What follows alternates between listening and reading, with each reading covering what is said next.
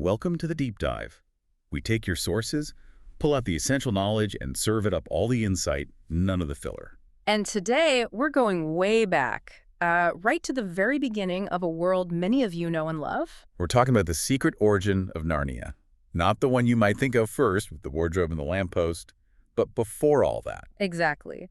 Our source today is C.S. Lewis's The Magician's Nephew, and we're digging into how Narnia actually came to be. And crucially, how those deep themes of morality, temptation, consequence, how they were woven into its fabric from the start. It's all about creation, destruction, and the choices made in between. So our mission is to follow two children, Digory Kirk and Polly Plummer. They're in London a long time ago, back when Sherlock Holmes might still have been around. Or a rather dreary London for Digory, too. His mother is terribly ill, and he's stuck living with relatives, including this very strange Uncle Andrew. Mad Uncle Andrew, as Digory thinks of him. Right. And these two kids, they're bored, cooped up indoors. So naturally, they decide to explore the rafters, the attic spaces connecting their houses. They're aiming for the empty house next door. Bit of an adventure. But, I miscount. They open the wrong hatch. And instead of an empty attic, they find themselves in Uncle Andrew Ketterley's forbidden study. Dust, strange smells. And something else. A tray with brightly colored rings, yellow and green. The first hint of magic. Let's talk about Uncle Andrew. He's not your typical wizard, is he? Oh, definitely not. Lewis presents him as this archetype of the failed magician, pompous, cowardly, self-important. He calls himself a profound student, I remember. Yes, and he has this whole philosophy that people like him, these supposed geniuses, are somehow exempt from ordinary rules, ethics, basic kindness. None of that applies. That's a pretty dangerous idea. Where did he even get the materials for these rings? It wasn't like he studied ancient scrolls. No, not exactly. It was darker, more accidental. He inherited a box from his godmother, a Mrs. Le Fay. The one with fairy blood. That's the one. She apparently dabbled in things she shouldn't have, ended up in trouble, maybe prison. But before all that, she gave Andrew this old box, supposedly from Atlantis. Atlantis. Wow. And inside? Just dust. Fine, dry dust from, well, somewhere else, another universe. Andrew spent years experimenting with it. Which led to the rings. And those experiments weren't exactly safe, were they? Not at all. The book mentions, quite chillingly, that he tested the dust, probably in ring form, on guinea pigs. What happened to them? Some just vanished. Others, apparently, well, the text says they exploded like little bombs. Good heavens. That tells you everything about his detachment, his lack of value for life. Precisely. And it sets up his defining act of cowardice. He wants to know what the rings do, where they lead, but he's terrified to try them himself. So he tricks Polly. He more or less bullies her into touching one of the yellow rings. And poof, she vanishes. Instantly. Leaving Digory absolutely furious, but also feeling responsible. He has to follow her. Right. He grabs a yellow ring for himself, and a couple of green ones, just in case, and touches the yellow. And finds himself. Where?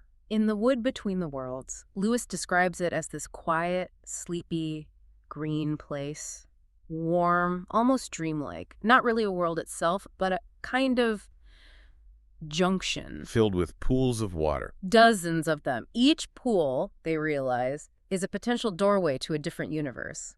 Our world is one pool, the place they just left. And Uncle Andrew, in his arrogance, he didn't even understand how his own rings worked, did he? Not properly, no. He assumed yellow was outward bound and green was homeward bound. But it was the opposite. Kind of. The yellow rings, made from that otherworldly dust, wanted to return to the wood, so they pull you in from any world. Okay. The green rings were made of, well, something else, presumably something that wanted to leave the wood. So they push you out of the wood into whichever world's pool you happen to be in. Got it. That makes sense.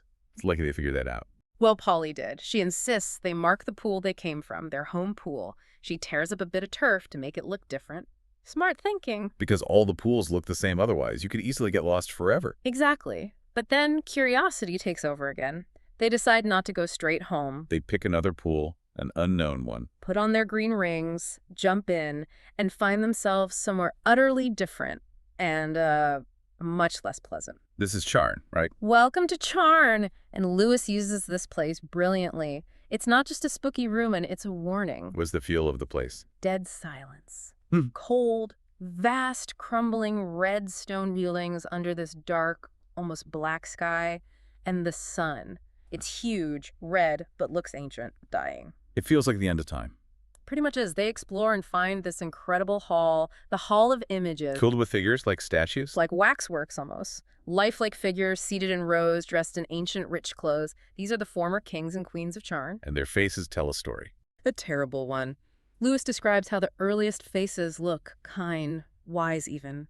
But as you go down the line, generation by generation, they become prouder, sterner. Then cruel. And finally, the last faces are just filled with despair and, well, unimaginable cruelty. It's a visual representation of a civilization's moral decay, power corrupting over centuries. And at the very end of the hall, the temptation. The final queen looking even prouder and fiercer than the rest. And beside her, a little golden bell on a pillar with a hammer. And that inscription, oh, it's perfect bait for a curious kid. Strike the bell and bide the danger, or wonder till it drives you mad. What would have followed if you had? Polly immediately says don't. Right. She senses the danger. She practically begs him not to. But Digory, he's fascinated. He's maybe a bit prideful himself at this moment. He wants to know. He can't stand not knowing. So he strikes the bell. He does. And the sound is deafening, growing louder and louder until the whole palace seems to shake. Bits of the roof start falling in. And the last queen wakes up. Queen Jadis. She stands up, tall, beautiful, terrifyingly strong, and she's not impressed by the children. She sees Digory as just a servant, a tool of a magician. Exactly. And she starts to tell them her story. The story of Charn's end. This is where we learn about the deplorable word. Yes. Jadis explains there was a terrible war between her and her sister. Her sister had won, was about to capture Jadis in the capital city. So Jadis used her ultimate weapon. She spoke the deplorable word. A secret piece of magic, she says, that destroys every living thing except the person who speaks it. She wiped out her entire world. Everyone. Animals, people, everything. Everything. Total annihilation. Just to spite her sister and deny her the victory. And her justification. How could anyone justify that? That's the chilling part. She sounds almost exactly like Uncle Andrew. She says, I was the queen. They were all my people. What else were they there for but to do my will? Wow. That absolute belief in her own supreme importance is monstrous. It is. And when she realizes Digory comes from a different world, a younger world, she sees opportunity. Conquest. She forces them to take her back with them, grabs onto them as they try to use their rings. She even demonstrates her power by just dissolving the huge palace gates into dust with a word as they leave. Just like that. So now this incredibly powerful, utterly ruthless being is loose in London. Mayhem ensues. It's actually one of the funnier parts of the book in a dark way. Jadis tries her magic first, right?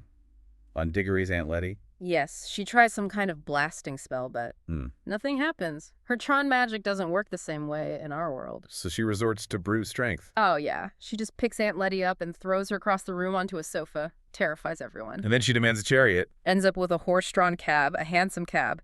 And then, famously, she gets into a fight with the police, rips an iron crossbar off a nearby lamppost. And uses it like a club. See? Bashing a policeman's helmet. It's chaos. The horse, Strawberry, is terrified. The cabbie, Frank, is bewildered. And Uncle Andrew? He's scared, but also kind of impressed. Completely captivated. He keeps muttering, what a damn fine woman Jadis is. He's attracted to that power, that ruthlessness, even as it terrifies him. Things are spiraling. Digory knows he has to get Jadis out of London. He manages to grab her heel, tells Polly to touch her ring. And the magic pulls everyone connected. Everyone! Digory, Polly, Jadis clinging to Digory, Uncle Andrew clinging to Jadis, the cabbie who is trying to control Jadis, and even the horse Strawberry who is tangled up in it all. They're all yanked back into the wood between the worlds. A quick scramble, they try to dive into another pool, any pool, to get away from Jadis. And they land somewhere else entirely new. Somewhere completely dark, empty, a void. Until a voice starts to sing. Aslan. The lion. And as the voice sings, things begin to happen. First, stars appear in the darkness, then the sun. Then the land itself rises, mountains, hills. Grass, trees, growing incredibly fast. Animals literally bursting out of the ground, fully formed. It's creation happening right before their eyes, sung into existence. A total contrast to Jadis's destructive magic. Her magic was about silence and death. This is about music and life. Absolutely. And then Aslan does something specific. He walks among the new animals. And chooses some. Breathes on them, looks into their eyes, and gives them gifts. Love, think, speak. The talking beasts of Narnia are born. Including the cabbie's horse, Strawberry. Yes. Yeah. Strawberry is chosen, finds he can talk, and then Aslan gives him wings. He becomes Fledge, the first flying horse. And what about that bit of London Jadis brought with her? The lamppost bar. Ah, yes. That got dropped in the wood, then carried accidentally into Narnia when they tumbled through the pool.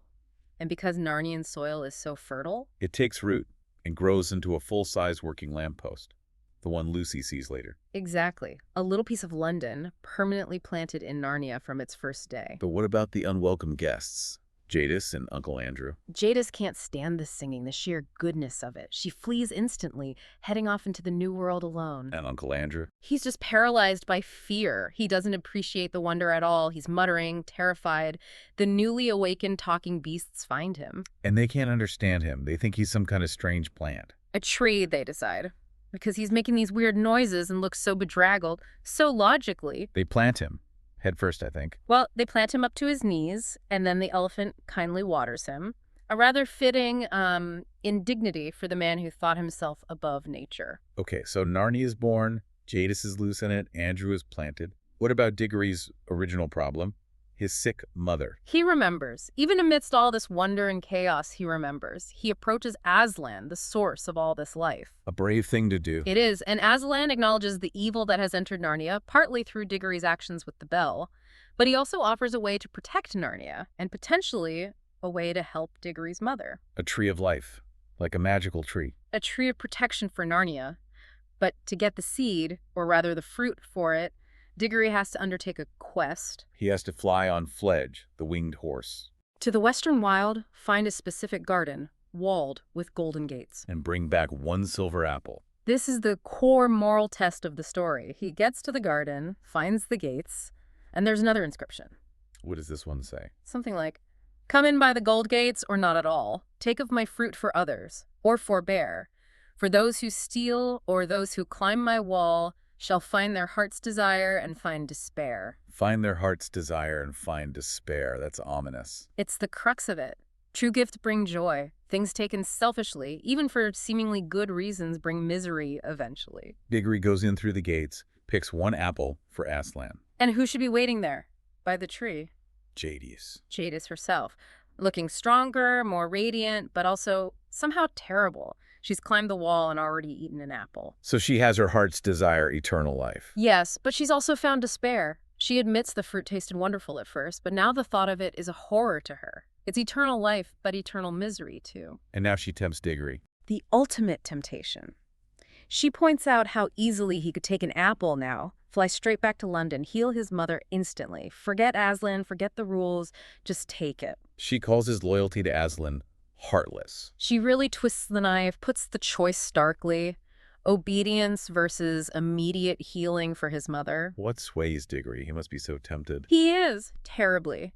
But two things save him. First, he remembers his mother herself, how strict she was about honesty, about not stealing, keeping promises. Even if it meant hardship. Right. And second, Jadis makes a mistake. She suggests he could eat an apple too, rule the world with her, and just leave Polly behind in Narnia. Showing her true colors, her utter selfishness. Exactly.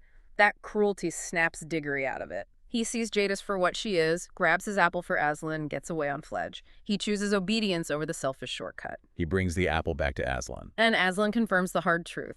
If Digory had stolen an apple for his mother... It would have worked. It would have healed her. Yes. Aslan says it would have healed her, but crucially, not to your joy or hers. It would have brought a different kind of misery, a shadow over their lives because of how it was obtained. But because Digory resisted, because he obeyed. Aslan rewards him. He takes the apple meant for Narnia's protection, but then gives Digory another apple from that same tree, explicitly for his mother. A freely given gift. What I give you now will bring joy, Aslan says. It will not, in your world, give endless life, but it will heal. The gift is pure, untainted by theft or disobedience. And Narnia gets its rulers too, right? Not Digory or Polly. No. Aslan looks for simple goodness. He calls the cabbie, Frank, and miraculously brings his wife, Nellie, straight from London. Ordinary, decent people. Kind, fair, brave. They become the first king and queen, King Frank and Queen Helen. So Digory gets back to London, gives his mother the apple. And she's healed. Instantly. A true miracle born from that difficult choice. They bury the apple core along with those dangerous rings in the backyard. Polly uses gloves just to be safe. And that apple core, it grows. Into a huge, beautiful tree in their London garden. Different from Narnian trees, but still special. Years pass.